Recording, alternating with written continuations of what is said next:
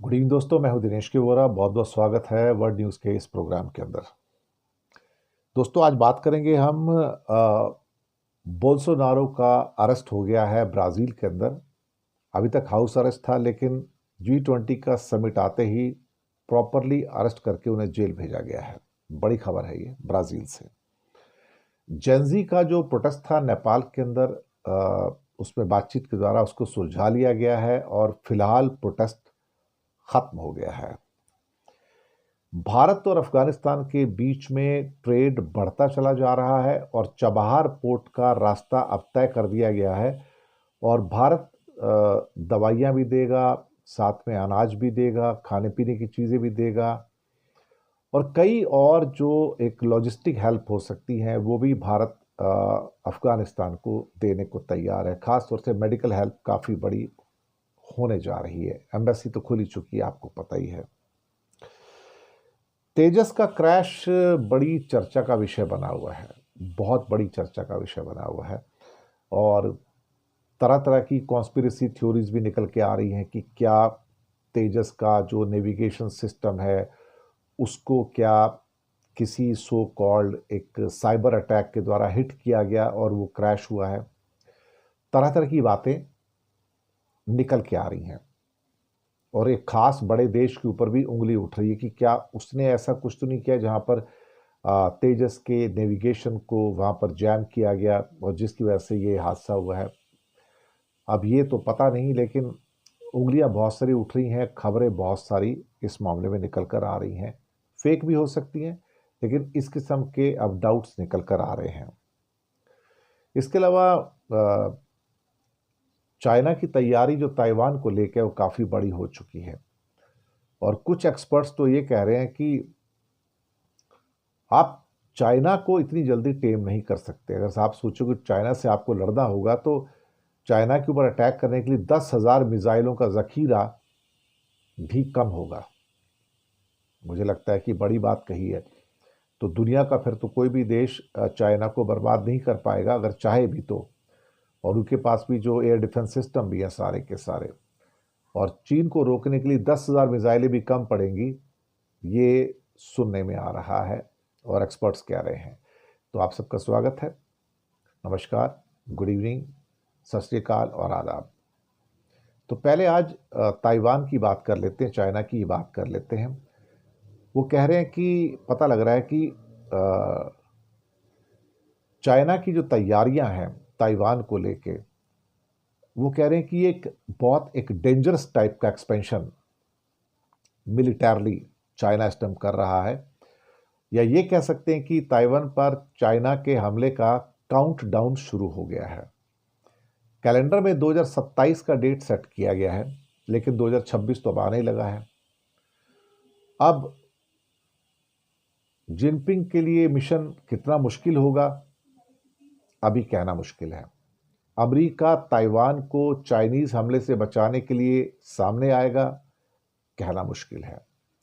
China अपनी capability का expansion कर रहा है और यूएस इंटेलिजेंस का कहना है कि चाइना की आर्मी 2027 तक ताइवान पर हमला करने के लिए तैयारी कर रही है। ये पहला इंटेलिजेंस रिपोर्ट आया है। एक्चुअली 2012 में सत्ता संभालने के बाद ही शी जिनपिंग ने 2027 का टाइमलाइन सेट किया था, 15 साल का टाइम दिया था। और वहीं से चाइना की आर्मी ताकतवर होनी शुरू हो गई। 20 लाख से ज़्यादा की आर्मी है, दुनिया की सबसे ताकतवर फोर्स उसको बनाता है। आखिरी लड़ाई उसने 1979 में वियतनाम के खिलाफ बॉर्डर पर लड़ी थी, जिसमें उसे हार का भी सामना करना पड़ा। तो चाइना की आर्मी के पास युद्ध का कोई बहुत ज़्यादा एक्सपीरियंस नहीं है। सेना का जो बजट है वो भी 245 या 275 बिलियन डॉलर कर दिया, जो इंडिया के बजट से 3 गुना है। ये तो डिक्लेयर्ड है, जो अनडिक्लेयर्ड स्पेंडिंग है उसका तो कोई हिसाब ही नहीं है। अमेरिका का डिफेंस बजट अभी भी करीब करीब चाइना के डिफेंस बजट से 3 गुना है। और चीन इस डिफरेंस को, इस अंतर को लगातार कम करता जा रहा है। चाइना 2027 का ऑब्जेक्टिव लेके चल रहा है कि 2027 तक मुझे ताइवान को हासिल कर लेना है। और उसके लिए वो एयरक्राफ्ट कैरियर हों, फ्रिगेट्स हों, हवाई जहाज़ हों, फाइटर एयरक्राफ्ट हों, स्टेल्थ फाइटर्स हों, बॉम्बर्स हों, आर्मी हो, या डोंगफेंग 5 इंटरकॉन्टिनेंटल बैलिस्टिक मिसाइल हो, सभी का परीक्षण भी चल रहा है, ताकि अगर अमेरिका बीच में है तो अमेरिका के ऊपर एटम बम गिराना हो तो वो भी हो सकता है। अभी उसके पास 600 एटम बम है और करीब करीब 800 एटम बम 2027 तक हो जाएंगे और 2030 तक ये संख्या 1000 बहुत आराम से क्रॉस कर जाएगी। तो हथियारों की जो रेस है वो भी बढ़ रही है और चीन में जो मिसाइलों का निर्माण है बहुत तेज गति से हो रहा है। CNN की 2025 की रिपोर्ट में सैटेलाइट तस्वीरों के हवाले से बताया कि चाइना ने अपनी मिसाइल फैक्ट्रीज का एरिया 60% तक बढ़ा दिया है, नए लॉन्च पैड भी हैं और बहुत कुछ ऐसा हो रहा है। कुछ एक्सपर्ट का कहना है कि अगर आपके पास 10,000 मिसाइलें हैं और आप चाइना को बर्बाद करना चाहते हैं तो आप नहीं कर पाएंगे। 10,000 मिसाइल भी उसके लिए काफ़ी नहीं है। ऑस्ट्रेलिया के defence minister Richard Mars China की जो युद्ध की तैयारियां हैं, ये सेकेंड वर्ल्ड वॉर के बाद सबसे डेंजरस मिलिटरली एक्सपेंशन बता रहे हैं उसको। अब मुश्किल से 2027 में 1 सवा साल का वक्त बचा है और अगर चाइना ने हमला शुरू किया तो फिर ये चिंगारी कहाँ जाकर पूरी दुनिया को क्या कहते हैं कि आगे लेके जाएगी, कुछ पता नहीं है। लेकिन चीज़ें जो हैं वो काफ़ी ही खतरनाक हैं और चाइना की तैयारी बहुत एग्रेसिव मोड के अंदर है। इसके साथ ही दूसरी खबर पे आते हैं। ब्राज़ील के राष्ट्रपति लूला डिसिल्वा G20 में साउथ अफ्रीका पहुंचे और इधर ट्रंप के दोस्त बोल्सोनारो को जेल में अरेस्ट करके लूला डिसिल्वा ने भेज दिया। अब हाउस अरेस्ट की जो शर्तें थी उसका भी उन्होंने वॉयलेशन किया, लोकतंत्र पर हमला था, कू की साजिश थी, तो अब उनको जेल भेज दिया गया है। ब्राज़ील की फेडरल पुलिस ने उनको हिरासत में लिया। अब ये उनके हाउस अरेस्ट का अंत हो गया है। अब सुप्रीम कोर्ट का जो फैसला है उसके खिलाफ अपील कर रहे थे, लेकिन फिलहाल अब उनको उठा के जेल भेज दिया गया है। कू साजिश के अंदर उनको 27 साल की सजा घोषित की गई है और हालांकि एक उनकी अपील अभी बाकी है, लेकिन 100 दिनों से उनको हाउस अरेस्ट में रखा गया था। अमेरिका की मदद लेने की कोशिश की गई, लेकिन कुछ भी होता हुआ इसमें खास तौर से नजर नहीं आ रहा है। ट्रंप के खास दोस्त हैं बोल्सोनारो, राइट विंगर हैं, हार्डकोर हैं, तानाशाह हैं, सच बात तो ये है। और लूला डिसिल्वा लेफ्टिस्ट हैं, तो इनको बाहर करके जब लूला डिसिल्वा आए थे तो बोल्सोनारो ने तो सत्ता का हस्तांतरण यानी कि चेंज ऑफ रिजीम भी नहीं होने दिया था और अपने लोगों को सड़कों पर उतार दिया था, जो वहाँ पे वायलेंस हुआ, बवाल हुआ। लेकिन फिलहाल ब्राज़ील के सामानों पर भी भारत की तरह 50% का टैरिफ जो है लगा दिया गया है ट्रंप साहब के द्वारा। शायद अब कब हटेंगे तो पता नहीं है। बोल्सोनारो को उनकी हेल्थ के आधार पर उनकी सज़ा काटने के लिए उन्हें घर के अंदर ही रहने की परमिशन दे दी गई थी, लेकिन उन्होंने वो घर में रहने की जो परमिशन है उसका उन्होंने वॉयलेशन किया और उनको फेडरल पुलिस ने पकड़कर अल्टीमेटली जेल भेज दिया कि आप यहाँ पर मज़े कर रहे हो घर में और सारी आज़ादियाँ लेके बैठे हो अपने हेल्थ के चक्कर में, तो तुम जेल चले जाओ, वहाँ बैठ के चक्की पीसो और वहाँ जाके तुमको जो इलाज करवाना है वह करवा लो। नेपाल के अंदर जो जेनजी का जो फिर से थोड़ा प्रोटेस्ट हुआ था, बातचीत हुई और प्रोटेस्ट खत्म हो गया है। इंडिया के बॉर्डर पर भी आवाजाही जो है बीरगंज और काठमांडू के बीच में फिर से शुरू हो गई है और फिलहाल जो कुछ लोग सड़कों पे उतरे थे, लेकिन 2 दिन का कर्फ्यू भी लगाया गया था, लेकिन अल्टीमेटली उनकी कुछ मांगे थी, उन मांगों को प्रशासन ने बातचीत करके मानने का वादा किया है और जेनजी ने बेसिकली शांतिपूर्ण जो प्रदर्शनकारियों पर हमले का मुद्दा उठाया था, वहाँ पर जो कुछ मुद्दे थे उनको सॉल्व करने के लिए अब उनको एश्योरेंस दिया गया है। अब 12 के अंदर रोज़मर्रा की ज़िंदगी नॉर्मल हो गई है और भारत और नेपाल के बीच में आना जाना फिर से शुरू हो गया है। दरअसल अब 5 मार्च को चुनाव होंगे। 5 मार्च को जब चुनाव होंगे तो वहाँ पर कहीं ना कहीं जो पॉलिटिकल पार्टीज़ हैं उन्हीं को वोट जाएंगे और जेनजी अपनी कोई पार्टी बनाते हैं और वो अगर मैदान में आते हैं, खड़े होते हैं अपने कैंडिडेट्स के रूप में, तो देखेंगे क्या होता है। फिलहाल तो इस मामले में कहना थोड़ा सा मुश्किल लग रहा है। अगली खबर पे आते हैं कि इंडिया और अफगानिस्तान के बीच में व्यापार बढ़ता चला जा रहा है। अजीज़ी नूरुद्दीन जो कि उनके कॉमर्स मिनिस्टर हैं, एक्चुअली पूरी तालिबान एडमिनिस्ट्रेशन के अंदर अजीज़ी नूरुद्दीन बड़े एक विद्वान किस्म के आदमी हैं। और कमाल की बात यह कि नॉन तालिबानी है वो।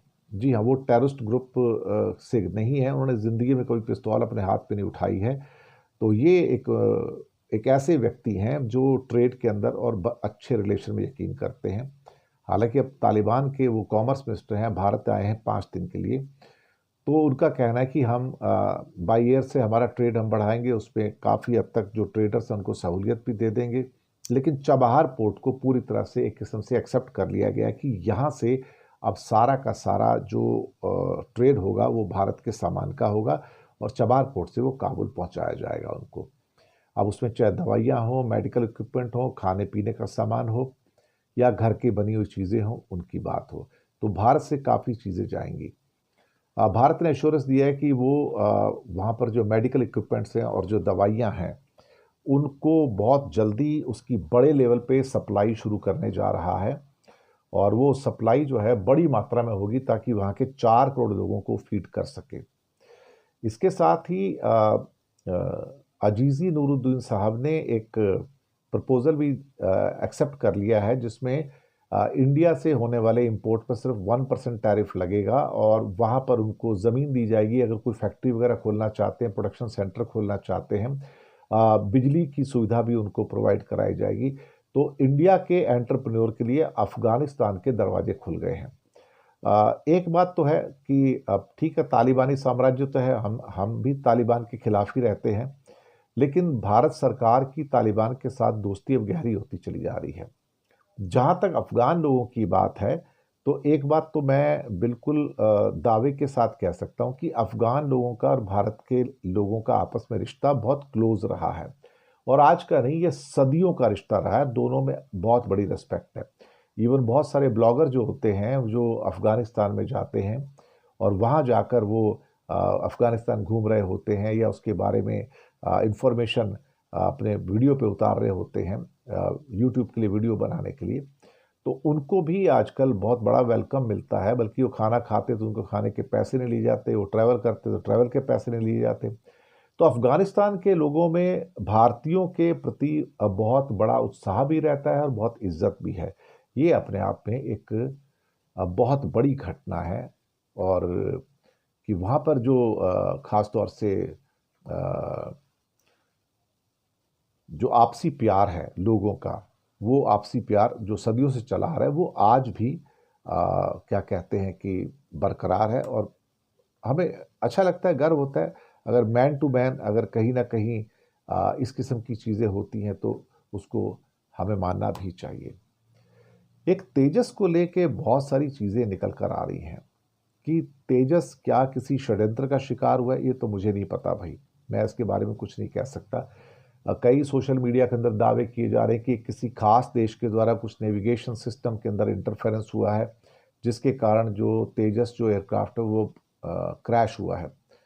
लेकिन हाँ, एक बात सही है कि 20 महीने के अंदर अंदर दूसरे तेजस का क्रैश होना, वो भी वीआईपी प्रेजेंस के अंदर, मुझे लगता है कि इस पर बहुत सारे सवाल निकल के आ रहे हैं। मार्च 2024 की बात है जब जैसलमेर के अंदर ट्राई सर्विसेज यानी कि आर्मी नेवी एयरफोर्स की वहाँ ट्रेनिंग चल रही थी और वहाँ पर मोदी जी वहाँ पर सबसे बड़े गेस्ट के रूप में मौजूद थे। तो वो देख रहे थे, उनके सामने ही तेजस क्रैश हुआ एक्चुअली। और देखते देखते तेजस जैसलमेर क्रैश हुआ। और ये काटो तो खून नहीं, बहुत बड़ी बदनामी की बात हो गई कि प्रधानमंत्री के सामने तेजस क्रैश हुआ। अभी 2 दिन पहले जब दुबई एयर शो में तेजस क्रैश हुआ तो कई वीडियो आने शुरू हो गए, बताया गया कि तेजस का तो ऑयल लीक हो रहा था और ये बड़ी प्रॉब्लम है। बाद में फिर कुछ फैक्ट चेक आए जिसमें बताया गया कि ये गलत है, ये फेक है, कोई ऑयल वगैरह लीक नहीं हो रहा है, कुछ पानी वानी जमा हो जाता है, उसको ड्रेन आउट किया जाता है किसी खास जगह पे।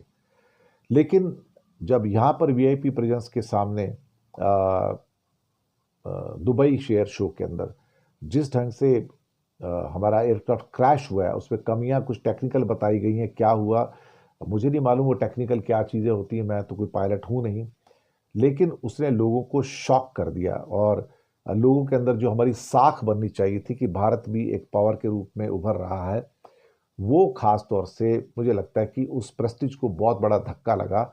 और बहुत सारे नेशन शायद ये भी कहते नजर आए हैं कि जब आप एक ढंग का एयरक्राफ्ट बना ही नहीं सकते तो आप यहाँ पर क्यों लेके आ रहे हो।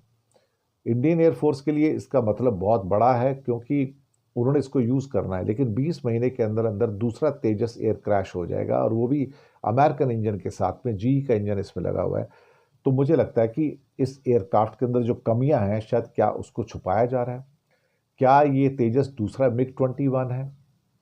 मुझे लगता है कि आने वाले दिनों में इसके सवाल जब मिलेंगे सवालों के, तभी कुछ पता लगेगा कि भाई क्या हो रहा है।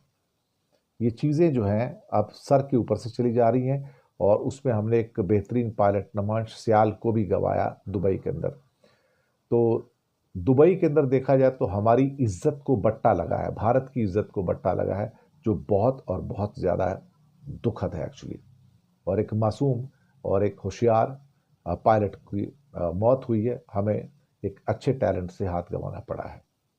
तो बहुत बहुत शुक्रिया आप सबका, आप आते हैं प्रोग्राम देखते हैं, हंसते रहिए मुस्कुराते रहिए। चैनल को सब्सक्राइब कीजिएगा अगर अभी तक नहीं किया है। हो सके तो छोटी छोटी मदद कर सकते हैं, नीचे हमने आपके लिए यूपीआई नंबर और बैंक अकाउंट नंबर दोनों दिए हैं। किसी एक को चुनकर छोटी सी मदद करेंगे तो अच्छी पत्रकारिता को आगे बढ़ाने में आप हमारे सहयोगी भी बनेंगे। बहुत बहुत धन्यवाद आप सबका एंड गुड नाइट।